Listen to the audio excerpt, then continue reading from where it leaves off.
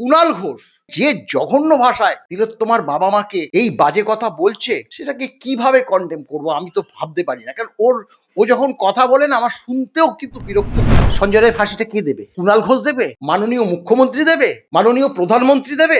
বিচার ব্যবস্থা দেবে। তিলোত্তমার যে ধরনের বিচার হয়েছে, এটা কি মানে যে ধরনের তদন্ত হয়েছে, এটা কি তদন্তের পর্যায়ে পড়ে?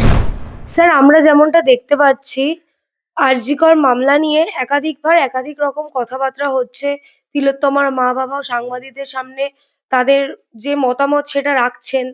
সেই জায়গায় দাঁড়িয়ে কুণাল ঘোষ এখন বলছেন যে তাদের নাকি মেয়ে মারা গেছে, তাদের কোথায় কাদার কথা, সেই জায়গায় তারা এক এক দিন এক এক রকমের স্টেটমেন্ট দিচ্ছেন।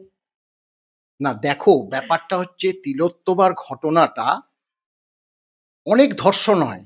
একটা মহিলাকে দুষ্কৃতিকারীরা ধরে টেনে নিয়ে জঙ্গলে ধর্ষণ করলো, খুন করে দিল। তার সঙ্গে তিলোত্তমার ঘটনাটা তো মিলিয়ে দেখলে হবে না। কারণ তিলোত্তমার সেবা দেওয়ার জন্য ৩৬ ঘন্টা মানে জেগে তিনি সেবা দিচ্ছিলেন। সেমতো অবস্থায় তাকে ধর্ষণ করে খুন করা হয়েছে। এবং এই ঘটনাটাতে মাননীয় মুখ্যমন্ত্রী এতটাই বিচলিত ছিল যে তিনি সেই সময় ঝাড়গ্রামে ছিল, সারা রাত জেগে ইনস্ট্রাকশন দিয়েছে। এগুলো আমাদের সকলেই জানা। এখন কার উপর ভরসা করবে? তিলোত্তমার বাবা মা, প্রশাসনের উপর, মুখ্যমন্ত্রীর উপর। তিনি তো প্রায় ৪.৫ মাস তো ভরসা করলো। এখন ভরসা করার পর তিনি কি দেখলেন? তিনি দেখলেন যে শিয়ালদা কোর্টের মাননীয় বিচারক যে ধরনের রিপোর্ট দিয়েছে, সে তো একটা ভয়াবহ। অর্থাৎ না সিবিআই তদন্ত করেছে, না পুলিশ তদন্ত করেছে। অর্থাৎ বিনা তদন্তে সম্পূর্ণভাবে মামলাটা এখনো পর্যন্ত দাঁড়িয়ে আছে। ভবিষ্যতে কি হবে সেটা আমরা কেউই বলতে পারছি না। এখন কুণাল ঘোষ, তিনি তো আগে এই ধরনের কথা বলেনি। এখন কেন অবিশ্বাস হচ্ছে তিলোত্তমার বাবা মার? যে মুখ্যমন্ত্রী আমাদের সঠিক বিচার দেয়নি এবং তিনি এক ফাঁসির কথা বলে যাচ্ছে। এটা তো স্বাভাবিক। আমি তো অনেক পোস্ট করেছি, আমি জানি, আগে থেকেই আমি বলে দিয়েছিলাম যে বিচারক তাকে কিন্তু ফাঁসি দেবে না, কারণ তাকে বাঁচিয়ে রাখতে হবে। অদূর ভবিষ্যতে এই মামলার আরো পুঙ্খানুপুঙ্খ কিন্তু বিচার চলবে, ইনভেস্টিগেশন চলবে বলেই আমাদের ধারণা। কুণাল ঘোষের কি সন্তান সন্ততি নেই? আমি ২ কন্যার মেয়ে বাবা। আমি যদি ঠান্ডা মাথায় একটু চিন্তা করি না, শিউরে উঠতে হয়। দেখুন, আমার বাড়ির একদম নিকটে চন্দ্রচূড় গার্লস স্কুল, যেখান থেকে মেয়েটা ১২ ক্লাস পাস করেছে। আমার বাড়ি থেকে ১ থেকে ১.৫ কিলোমিটার দূরে এই তিলোত্তমার বাড়ি। মানে আমার একদম প্রতিবেশী বলতে পারেন। স্বাভাবিকভাবে আমার তো ব্যথা হয়।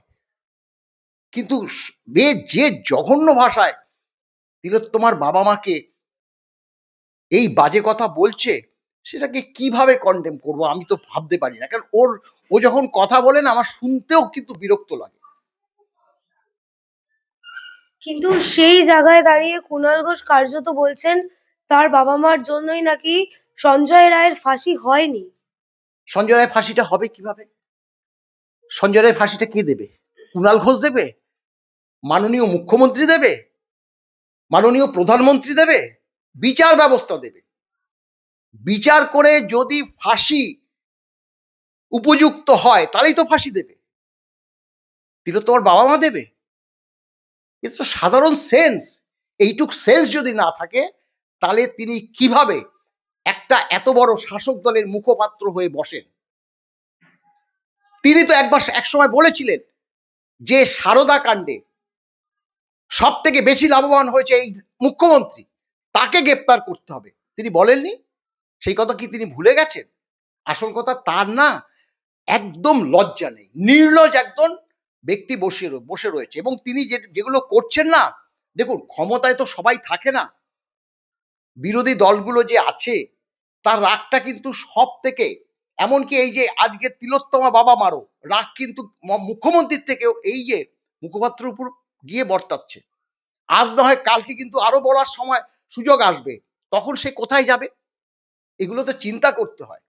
ভালো মন্দটা তুই বিচার করে বল যে না, স্বাভাবিক যে একটা বাবা মা কতদিন ওয়েট করবে, ওয়েট তো করলো, করার পর যদি এই সিদ্ধান্ত হয়, তারা কোথায় যাবে? খুব দুঃখজনক ব্যাপার। কিন্তু সেই জায়গায় দাঁড়িয়ে কুণাল ঘোষ তো বলছেন মুখ্যমন্ত্রী অর্থাৎ পুলিশ মন্ত্রীর পুলিশ তো ২৪ ঘন্টার মধ্যে সঞ্জয় রায়কে ধরেছিল। সেই জায়গায় দাঁড়িয়ে তাহলে মুখ্যমন্ত্রী বা পুলিশ প্রশাসনকে কেন বলছেন তারা? দেখুন, এখানে যে একজন দোষী না, সেটা তো একদম জলের মতো পরিষ্কার। রাজ্যের মানুষ শুধু নয়, দেশের মানুষও বিশ্বাস করছে যে এর মধ্যে কিছু কিন্তু আছে, যেটা লুকোতে চাইছে। আর লুকোতে চাইছে বলে যদি সঞ্জয়ের ফাঁসি হয়ে যায়, স্বাভাবিকভাবে মানুষ সব ভুলে যাবে, সেটাই চাইছে এখন। এবং সিবিআই যে ঠিকমতো তদন্ত করেনি, সিবিআই চাইছে। এখন দেখা যাচ্ছে শাসক দল এবং সিবিআই মিলেমিশে এক হয়ে গেছে। সিবিআই কোনো ইনভেস্টিগেশনও করেনি। ওই সীমা পাহুজা, যিনি মানে তদন্তে ছিলেন, তিনি কোনো কাজই করেন, এই পুলিশের ইনভেস্টিগেশনের উপর সাজিয়ে রিপোর্ট দিয়ে দিয়েছে। কত অসঙ্গতি আছে সেটা তো আপনারা জানেন, রাজ্যের মানুষও আজকে জেনে গেছে। ব্যাখ্যাটা আর কি করব? তাহলে স্যার সুপ্রিম কোর্টে তিলোত্তমার মামলাও যেরকম তারিখ পে তারিখ আমরা দেখতে পাচ্ছি, অন্যদিকে আপনাদের এই ডিএ মামলা তাও তো তারিখ পে তারিখ। সুপ্রিম কোর্টে গেলে কি সব মামলাই তাহলে পিছোতে থাকবে? দেখুন, ব্যাপারটা কি, কিছু কিছু ক্ষেত্রে না মাননীয় সর্বোচ্চ আদালতের উপর আস্থাটা সারা দেশ, বিশেষ করে পশ্চিমবঙ্গ হারাচ্ছে। কেন হারাচ্ছে? এই যে তিলোত্তমার ঘটনাটা, সুমোটো এমন একটা দিন, রবিবার, মাননীয় সর্বোচ্চ আদালতের প্রধান বিচারপতি নিয়ে নিল। আপনি যখন মামলাটা নিলেন, কমপ্লিট করুন, তাড়াতাড়ি ডেটগুলো দিয়ে কমপ্লিট করুন। কমপ্লিট না করে তিনি রিটায়ার করে গেলেন। কেন করলেন? কেন? তার থেকে তো হাইকোর্টে থাকলে মামলাটা আরো বেশি, আমার মনে হয়, অ্যাক্টিভ হতো। আজকে কিন্তু সঠিক বিচার হতো বলতে মনে হচ্ছে আমাদের। এখন জানি না বর্তমানে যে সুপ্রিম কোর্টের প্রধান বিচারপতি আছে, আগামী দিনে কি ধরনের মামলা করবে। এবং দুর্ভাগ্য এটাও, আপনি যেটা বললেন ঘুরে ফিরে আসছে আমাদের ডিএ মামলাটা।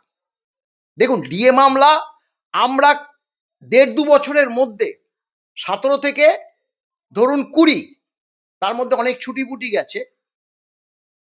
এখানে উচ্চ আদালতে ৪টে রায়, ট্রাইব্যুনালে ২টো রায়, কন্ডেম অর্থাৎ আদালতকে অবমাননা করেছে ২ বার। প্রায় বলতে পারেন ৬-২-৮টা অর্ডার আমরা পেয়েছি খুব অল্প সময়ের মধ্যে, এবং প্রত্যেকটা অর্ডারই আমাদের পক্ষে গেছে। অর্থাৎ ডিএ সরকারি কর্মচারীদের দিতে হবে। কেন দিতে হবে? কারণ ডিএটা হচ্ছে সরকারি কর্মচারীদের সাংবিধানিক অধিকার, এমনকি মৌলিক অধিকার। এবার জানে দিতে হবে, তাই এটাকে এসএলপি করে সুপ্রিম কোর্টে নিয়ে রেখে দিল। এবং সেই সময় মাননীয় প্রধান বিচারপতি ছিল এই চন্দ্রচূড় মহাশয়।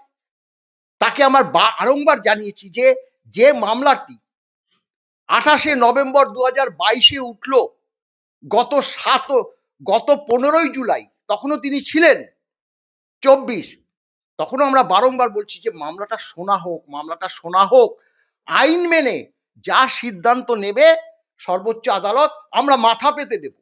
শুনলেন না? লাস্ট গত ৭ই জানুয়ারি ২০২৫, তাও শোনা হলো না আমাদের নয়া প্রধান বিচারপতি আসা সত্ত্বেও। এবার এই যে বেঞ্চটা, সম্পূর্ণভাবে বেঞ্চটা আপনার এখন রিটায়ার করেছে, ওই বেঞ্চ এখন ভেঙে গেছে, নয়া বেঞ্চ হবে। এবং মার্চ মাসের ২৫ তারিখে মামলাটা আবার দিয়েছে। এখন সত্যি কথা বলতে কি, দেখুন আমাদের মনের মধ্যে না একটা আতঙ্ক তৈরি হয়েছে। দেখুন, আতঙ্ক কখন হয়? একটা সন্ত্রাস যদি হয়, তো আপনাকে খুন করবে, আপনাকে মানে না খেতে পেয়ে মারাবে, আপনার প্রচুর টাকা ক্ষতি হবে, এই ধরনের যদি মনের মধ্যে আপনার আসে, তাহলেই কিন্তু সেটা একটা সন্ত্রাসের বাতাবরণ তৈরি করে। সুপ্রিম কোর্ট সেটাই করেছে। আমাদের আমাদের বলতে বাধ্য হচ্ছি। কেন বা এক একটা মামলাতে আমাদের প্রচুর প্রচুর প্রচুর টাকা খরচা হচ্ছে। সেই টাকাগুলো আমাদের জোগাড় করতে হচ্ছে। এখান থেকে কলকাতা থেকে দিল্লিতে যাচ্ছি, গিয়ে মামলা সেই সুপ্রিম কোর্টে গিয়ে উপস্থিত হচ্ছি, গিয়ে শুনছি মামলা হলো না, আবার আমাদের ফিরে হচ্ছে, কারি কারি টাকা খরচা হচ্ছে। আজকে ১৪টা মামলা হয়ে গেছে। আগামী ২৫শে মার্চ 15 নম্বর মামলা। তা আমরা কি আশা করব? সর্বোচ্চ আদালতের কাছ থেকে সংসদীয় গণতন্ত্রের যুক্তরাষ্ট্রীয় কাঠামোয় এই যে বিচার প্রক্রিয়া, আইন, আদালত সেগুলো তো সাধারণ মানুষের জন্য। তাহলে সেটা যদি শাসক দলের পক্ষ নেয় তাহলে তাদের উপর আস্থা থাকে? তাহলে কেন আমরা বলবো না যে নিশ্চয়ই শাসক দলের সঙ্গে একটা আঁতাত আছে? নাহলে কেন একটা মামলা এতদিন ধরে হচ্ছে না?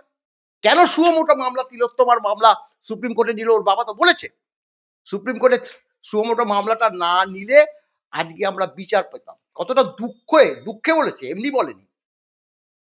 সুপ্রিম কোর্ট কি করবে? তাদেরকে শাস্তি দেবে অনাস্থা এনেছে বলে? তাহলে সেই জায়গায় দাঁড়িয়ে বিচার ব্যবস্থার এই অবস্থা হলে সাধারণ মানুষের তো বিচার ব্যবস্থার উপর থেকে ভরসা উঠে যাবে। সেটাই, সেই কথা তো বলছি। আজকে বিচার ব্যবস্থার উপর যেমন ভরসা উঠে যাচ্ছে, ঠিক সেরকম বিচার প্রক্রিয়া তদন্তের উপরও ভরসা উঠে যাচ্ছে। নাহলে তিলোত্তমার যে ধরনের বিচার হয়েছে, এটা কি মানে যে ধরনের তদন্ত হয়েছে, এটা কি তদন্তের পর্যায়ে পড়ে বলুন? তাহলে একজন, আজকে শুনুন, আমার মেয়ে একটা নির্দিষ্ট জায়গায় আছে, একটা কর্মস্থলে আছে, সেখান থেকে ফোন আসলো আপনার মেয়ে অসুস্থ হয়ে গেছে। স্বাভাবিকভাবে কি হয়েছে বলছে না, ডাক্তার বলবে। মানে ব্যস্ত হয়ে যখন উদ্দেশ্যে বলছে যে আপনার মেয়ে সুইসাইড করেছে, তখন বলুন, যদি অন দা ওয়েতে এইভাবে তার কন্যাকে মারা গেছে, সুইসাইড করেছে, এরকম বার্তা আসে, তাদের তো বিপদ হতে পারত। তাহলে একটা দায়িত্বপূর্ণ হাসপাতাল তারা কি বলবে? তারা বলবে দেখুন আপনার মেয়ে অসুস্থ হয়ে পড়েছে, হসপিটালাইজড আছে, আপনারা একটু যথাসাধ্য তাড়াতাড়ি চলে আসুন, চিন্তা করার কোনো কারণ নেই, আসলে পরে আপনারা দেখতে পাবেন। এইভাবেই তো বলে। বিদেশে সন্তান থাকলে বা দূরে সন্তান থাকলে বলে তুমি শিগগিরই চলে আসো, তোমার মা কিন্তু খুব সিরিয়াস, তোমার বাবা কিন্তু খুব সিরিয়াস। বলে না, সে হয়তো অনুমান করে নেয়, হয়তো মা বাবা তো বয়স হয়েছে, তবুও সেটা বলেনি। আর তিলোত্তমা একজন ডাক্তার, তার নিজ কর্মস্থলে খুন হয়ে গেল, সেটা ডাক্তাররা জানছে, অ্যাসিস্ট্যান্ট সুপার বলছে যে আপনার মেয়ে অসুস্থ, আপনার মেয়ে সুইসাইড করেছে, আপনারা চলে আসুন। কি বলবো, দুঃখজনক ব্যাপার না? তারপরে বলছে যে রাজনীতি করছে তিলোত্তমার বাবা মা, তো ভয়ঙ্কর ব্যাপার। জানি না কি হবে। এখনো দেখুন, আস্থা তো আমাদের বিচার প্রক্রিয়ার উপর আস্থা তো রাখতেই হবে। আমরা যদি বলি না সুপ্রিম কোর্টের রায় মানবো না, আমরা যদি বলি উচ্চ আদালতের রায় মানবো না, তাহলে আমি নাগরিক কি? আমি তো নাগরিক হয়ে এই কথা বলতেও পারি না। কিন্তু যখন বলে সাধারণ মানুষ, আজকে তো বিভিন্ন ইউটিউবারে সবাই বলছে, সেটা কি ভালো লাগছে সুপ্রিম কোর্টের শুনতে? আজকে হাইকোর্টের উপর কিন্তু আমি দেখছি যে তারা যে রায়গুলো দিচ্ছে, তাতে কিন্তু সাধারণ মানুষের কিন্তু অভিযোগ নেই। আজকে দেখুন, এই যে আগামীকাল এসএসসির আছে, সেখানে নিজ মুখে বলছে ৫,১৫০ জন অযোগ্য। হাইকোর্টে লিস্ট দিল না, যার জন্য হাইকোর্ট, তোমরা পরীক্ষা নিয়েছো, কে যোগ্য কে অযোগ্য তোমরা জানো, তোমরা যদি অযোগ্য না বিচার করে দাও, তাহলে আমরা কিভাবে, তাহলে সবাইকে অযোগ্য মনে করতে পুরো ক্যান্সেল করে দিয়েছে।